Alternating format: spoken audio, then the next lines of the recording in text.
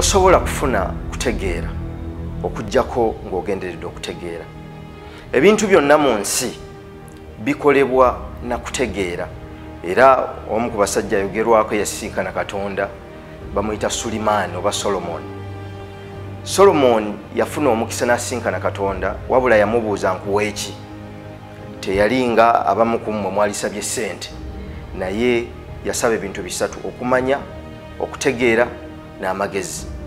Ebintu byonna mu nsi byetoololera ku kutegeera, kubanga omuntu bw'atategeera by'amanyi n'ekyagenda okukolera tikivaamu. Ekyokulabirako kano kenyambadde wano ndowooza mukalaba, bakayita kazindaalo, microphone. Akazindaalo ako engeri gye kakasukamu eddoboozi lisobole okuba nga gw'oliwulira, nange simanyi bwe kakikola, naye nange mmanyi nti microphone. Singa olwaleero kagaana okwogera, nze nange okutegeera kwange kubeera kukomye, so newankubadde nti nkamanyi. Kyenva ndeeta Solomon akategeera, newankubadde tasobola kakozesa nnyo, naye ng'ate nze nkakozesa, ye najja akatereeza ne kaba nkasobola okukola. So kyangu nnyo okubeera n'ekintu naye nga tokitegeera. Kyova olaba nti olwalira abantu balina emikisa mingi naye tebasobola kugikozesa olw'ensonga tebalaba ngeri gye basobola kugikozesa.